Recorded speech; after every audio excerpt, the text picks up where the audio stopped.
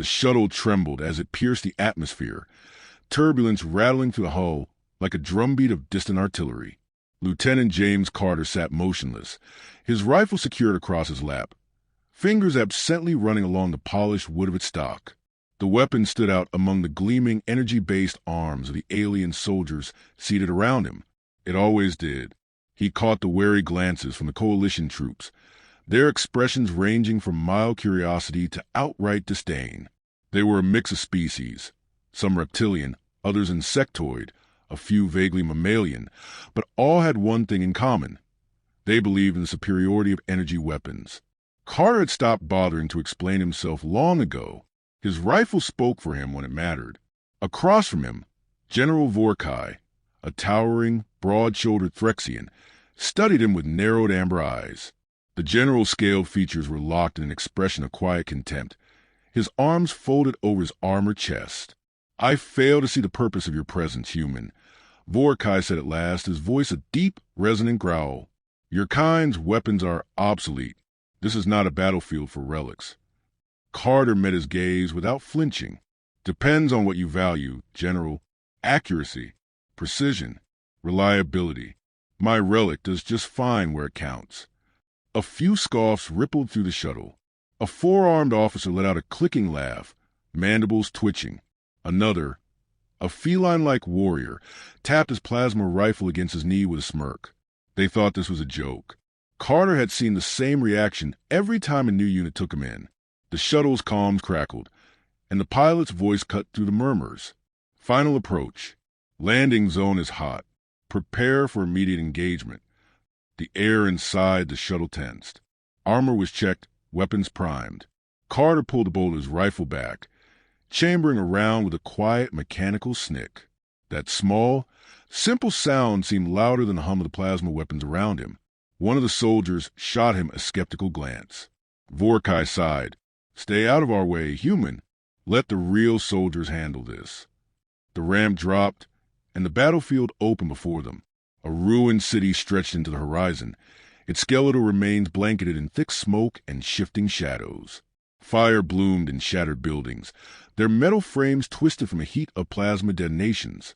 Across the crumbling expanse, figures moved, tall, armored Xantari warriors, their exoskeletons gleaming under a fractured sky. Their weapons glowed with an eerie blue light, energy crackling along their edges. The first wave of coalition troops surged forward, taking cover behind collapsed structures and hastily erected barricades. Plasma bolts screeched through the air, scorching the ground, slicing through metal and flesh alike. The Xantari were methodical, precise, their formation unshaken by the initial clash. Carter took a breath, steadying himself. Then he moved, ignoring the front-line chaos. He sprinted toward a half-demolished high-rise, boots crunching over shattered glass. He vaulted through a broken window, climbed the remains of a stairwell 2 steps at a time, and emerged onto what had once been a rooftop garden. From here, he could see everything. The battlefield unfolded like a living map. The coalition forces were struggling, outgunned, their energy weapons flickering sporadically, disrupted by localized EMP bursts from the enemy. The Xantari were pressing forward, their disciplined advance carving a path through the defenders. Carter settled into position, exhaled slowly, and shouldered his rifle. Through the scope, the battlefield narrowed, details sharpening into brutal clarity. He found his first target, a Xantari officer directing troops from behind a wrecked transport. The creature's exoskeleton glowed faintly, indicating some form of energy shielding. Carter adjusted his aim. Energy shields worked against plasma, but not against sheer kinetic force. He squeezed the trigger. The crack of the rifle was a singular, unnatural sound amidst the whine of energy fire. The officer's head snapped back, a mist of dark ichor exploding from the point of impact. The body collapsed, twitching, the command structure around it momentarily faltering. A second target, a heavy gunner bracing to fire into a cluster of pinned-down coalition soldiers. Carter lined up the shot, fired. The bullet punched through the warrior's carapace, sending it sprawling backward. Within seconds, he had dropped 3 more, each shot precise, each one shifting the momentum, however slightly. It didn't take long for the others to notice. Vorkai, entrenched behind a makeshift barricade. Saw a group of Xantari warriors suddenly hesitate, their leader collapsing with a hole where its eye had been. Another officer crumpled before it could issue new orders. The push faltered. From the rooftop, Carter worked methodically, his hands steady, his breathing even. He accounted for distance, for wind, for the minute variables that energy weapons ignored. Each shot was a correction, a carefully placed disruption. The coalition forces, previously struggling, began to push forward. The Xantari, disoriented by the loss of key commanders, wavered. A ripple of uncertainty passed through the alien ranks. Plasma weapons failed in EMP fields. But bullets? Bullets never stopped working. Vorkai's comm buzzed. One of his officers, breathless, asked, "Who is doing that?" The general turned his gaze toward the distant rooftop. Even from here, he could see the muzzle flash, the rhythmic precision of Carter's work. The human sniper. For the first time, Vorkai felt something that had been absent when he first laid eyes on the man. Respect. The tide of battle turned within minutes. With their officers falling, the Xantari retreated, their charge broken. Coalition forces surged forward, capitalizing on the shift, securing ground they had nearly lost. The battle wasn't over, but they had gained the upper hand. Carter ejected an empty cartridge, letting it clatter onto the rooftop beside him. He glanced down at the battlefield below, where the coalition soldiers were regrouping, murmuring among themselves. Some pointed toward the rooftop, realization dawning in their eyes. Back at the front lines, Vorkai exhaled slowly. He activated his comm. "Sniper," he said begrudgingly, "return to base. I believe we need to have a conversation." The battlefield still smoldered when James Carter descended from his perch. The scent of charred metal and scorched flesh hung in the air, mingling with the acrid bite of plasma residue. He moved through the rubble, stepping over fallen Xantari corpses, their armor blackened by energy blasts and torn by kinetic rounds. Coalition soldiers watched him pass, their expressions shifting, no longer dismissive, no longer amused. There was something else now, a quiet acknowledgement, a recognition that the relic-wielding human had done something their advanced technology could not. General Vorkai stood near the remnants of barricade, his massive frame rigid with unspoken thoughts. Carter approached, slinging his rifle over his shoulder. The Threxian's amber eyes locked onto him, a measured scrutiny replacing contempt that had been there before. "You were not supposed to be a factor in this battle," Vorkai said at last. Carter shrugged. "Yet here we are." The general's nostrils flared. One soldier should not be able to shift the tide of an engagement. "One soldier didn't," Carter replied, scanning the war-torn landscape. "A weapon that doesn't rely on failing tech did. You think the Xantari's EMP disruption was an accident? They know your weakness." He tapped his rifle. "This is mine." Silence stretched between them, filled only by the distant crackle of burning wreckage. Vorkai exhaled, slow and measured, before turning to his second-in-command, a lean, insectoid officer named Callsign. "Deploy scouts. I want to know if the Xantari are regrouping." As Callsign clicked an acknowledgement and moved off, Vorkai faced Carter once more. "You claim precision and reliability," he said. "Then prove it again. Another battle is coming." That battle arrived sooner than expected. Reports came in within hours. Xantari forces had withdrawn, but not far. Their numbers had swelled. Reinforcements had landed. A renewed assault was imminent, and this time the enemy knew exactly what they were facing. The coalition forces scrambled to reinforce their position. Engineers erected energy barriers. Automated turrets hummed to life, and soldiers took up defensive formations. Yet there was an underlying tension, a quiet fear no one voiced. Their energy weapons had failed before. They could fail again. Carter ignored the frenzy around him. He had his own preparations to make. He moved through the base, selecting his position, a ruined spire overlooking the battlefield. He set up his rifle, adjusting for distance, marking key areas of engagement. He ran calculations in his head, mapping angles, wind shifts, elevation. His world narrowed to the geometry of precision. Below, soldiers cast glances his way, some still skeptical. others quietly expectant. One, a reptilian trooper, finally spoke. How do you hit targets at such range? Plasma locks on. It guides itself. Your weapon? A pause, hesitation. It does not. Carter didn't look away from his scope. Plasma compensates. It adjusts for the shooter. I adjust for the shot. The soldier's brow furrowed in thought, but there was no time for further questions. The first explosion shattered the stillness. The Xantari attack came with relentless efficiency. Their front line advanced under cover of EMP bursts, sending waves of electromagnetic interference across the battlefield. Coalition energy barriers flickered, weakened. Plasma rifles sputtered, disrupted. The defense faltered, but Carter's rifle did not. He exhaled, steady and slow, as he sighted his first target. A Xantari field commander rallying troops behind an advancing assault vehicle. A squeeze of the trigger, a sharp crack. The commander crumpled, its skull reduced to pulp. Another shot, another officer down. The advancing forces hesitated, their command structure unraveling in real time. From his vantage point, Carter dictated the rhythm of battle. He hunted priority targets, gunners, officers, disruptor units, each one falling with mechanical precision. The Xantari had accounted for plasma, for technology, for energy warfare.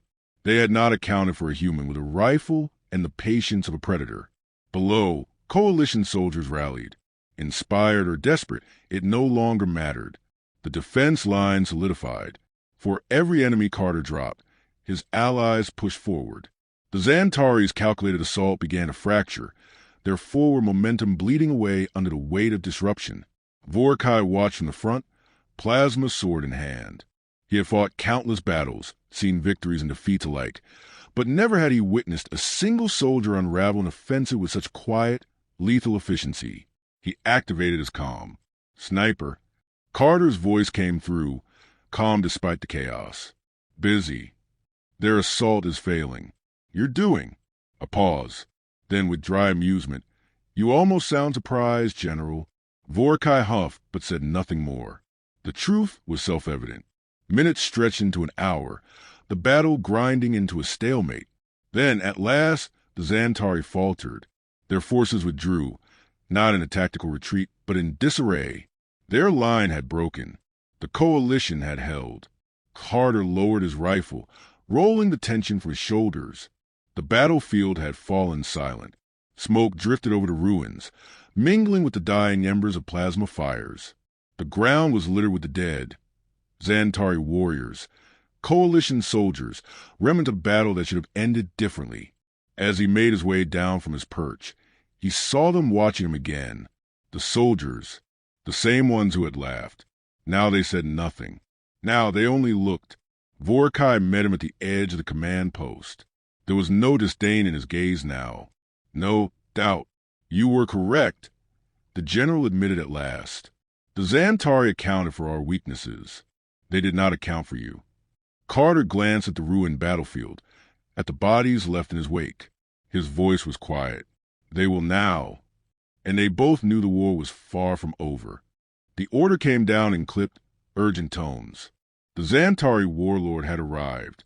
James Carter listened as the coalition command briefed the officers in hushed voices, their nervous energy palpable. This was no ordinary battlefield leader. Warlord Kizitrax was a legend among his kind, a master strategist, a ruthless commander who had crushed entire worlds beneath his advance. His presence on the field meant one thing. The Xantari were done testing the coalition's defenses. This was a killing blow. If Kizitrax was allowed to coordinate their forces, the coalition wouldn't survive the next engagement. Their tenuous grip on this war front would snap, and the retreat would be a massacre.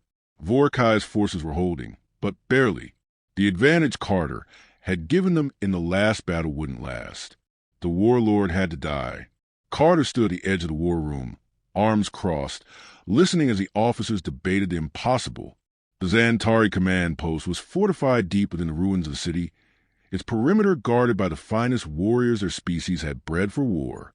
Plasma turrets, drone sentries, energy barriers. No conventional strike team would make it through. A bombing run? Ineffective. The warlord's offenses were layered in a way that made orbital bombardment more likely to level the city than actually eliminate him. A ground assault? Suicide. The room fell silent. Then, slowly, every gaze shifted toward the lone human standing by the door, his rifle slung casually over his shoulder. Vorkai exhaled through his nose, a sound halfway between frustration and resignation. I assume you have a plan. Carter simply nodded.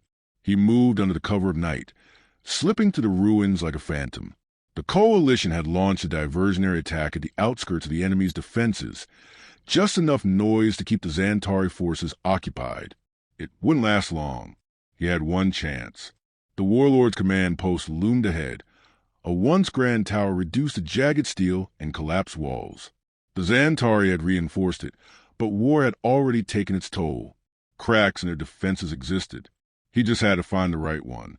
Scaling the remains of a broken building, Carter positioned himself along a vantage point overlooking the command post. Through his scope, he studied the layout. The warlord's personal guard was everywhere. Massive, armored warriors, their exoskeletons enhanced with plasma shielding. A direct shot wouldn't work. His rifle was powerful, but not enough to punch through that level of protection. His gaze flicked toward the warlord himself. Callsign stood at the center of the chaos, a towering figure wreathed in flowing battle-scarred armor, barking orders in the guttural language of his people. He exuded authority, the kind that turned the tide of wars by presence alone. Carter adjusted his aim, calculating angles, measuring distances. The wind was shifting, unpredictable. He slowed his breathing, focusing. There was always a way. Then he saw it. A brief moment. The warlord moved to inspect a tactical display, stepping under a half-collapsed structure where the shielding of his guards wouldn't fully cover him. The exposed side of his throat, a sliver of vulnerability. Carter exhaled. His finger tightened on the trigger. The rifle cracked. The bullet crossed the distance in an instant, cutting through the night like a whisper of death. It found its mark, slamming into the warlord's exposed flesh, ripping through the soft tissue beneath the armor plating. Callsign staggered. His warriors turned, confusion flashing across their alien features. For a split second, the great warlord remained standing, as if sheer willpower alone could defy the laws of physics. Then, slowly he collapsed to his knees, a dark ichor pooling beneath him. Panic rippled through the Xantari ranks. Their commander, the unshakable pillar of their forces, had fallen. The battle dissolved into chaos. Some warriors scrambled to recover his body. Others hesitated, their discipline shattered. The coalition, sensing the disruption, pushed forward, turning the confusion into a full-scale rout. Carter didn't wait to see the outcome. He was already moving, already fading back into the ruins, his rifle still warm in his hands. By the time he returned to the coalition lines, the battle was over. The enemy had fled, their attack broken, their warlord dead. Vorkai stood at the command post, surveying the carnage. When Carter approached, the Phyrexian general simply regarded him for a long moment, then gave a slow nod. The enemy will remember this day, Vorkai said.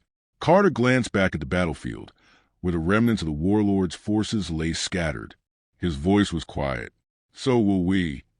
The war was not over, but something had changed. Across the coalition front, whispers spread faster than official reports.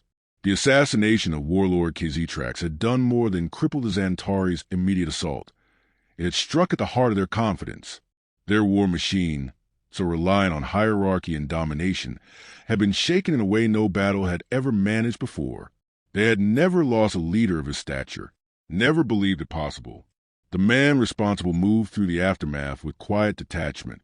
James Carter had returned from his mission the same way he had left, without fanfare, without ceremony. The victory celebrations rippled through the ranks, but he remained on the periphery, watching. He had done his job. That was enough. But to the soldiers, it wasn't just a mission. He was no longer just a sniper. No longer just a man with an outdated weapon and an unconventional way of fighting. His call sign had spread, whispered first in confusion, then in admiration, and now with something close to reverence. Eagle Eye. It was a name that carried weight now. A name that the alien soldiers of the coalition spoke with a kind of hesitant awe. They had seen plasma fail. They had seen shields flicker and crumble. But they had also seen a human, with nothing but a rifle and an unshakable patience, bring down a warlord from half a mile away. Vorkai found him near the edge of the encampment, cleaning his rifle with methodical precision. The general approached without his usual air of skepticism. There was no longer any doubt in his gaze. "You've done something no one believed possible," Vorkai said. Carter didn't look up. That's usually how war works. The Phyrexian exhaled through his nose. "They are calling you Eagle Eye now. Not just your soldiers. The enemy as well." Carter paused, then resumed his work. "Doesn't change anything." "It changes everything," Vorkai said, stepping closer. "The Xantari fight through intimidation. They crush hope before the battle even begins. But you," he gestured toward the battlefield, "you made them afraid. Not of our fleets, not of our numbers, of one man." Carter set down the rifle and finally met the general's gaze. "Fear fades. They'll adapt. Perhaps. But legends do not fade so easily." Vorkai studied him, something unreadable in his expression. "You don't see it, do you? You are no longer just a soldier.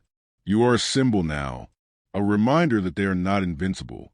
Carter considered that for a long moment. He had never set out to be anything more than a sniper, never cared for recognition or the weight of expectations. He had fought because he was good at it, because war was inevitable, and because someone had to take the shots no one else could. But this was different. His reputation had outgrown him. Stories would spread, stories that would turn a man into something more. And whether he wanted it or not, the war would never see him the same way again. Vorkai's comm chimed. Reports were already coming in. The Xantari were pulling back on multiple fronts, their movements erratic, hesitant. The loss of KZ tracks had left a void they couldn't immediately fill. The coalition was pressing the advantage. For the first time in the war, the enemy was second-guessing their next move. The general turned back to Carter, his voice quieter now. "What will you do next?" Carter picked up his rifle, slung it over his shoulder, and glanced toward the horizon where the next battle would inevitably rise. "Same thing I've always done." He started walking, and behind him a legend followed.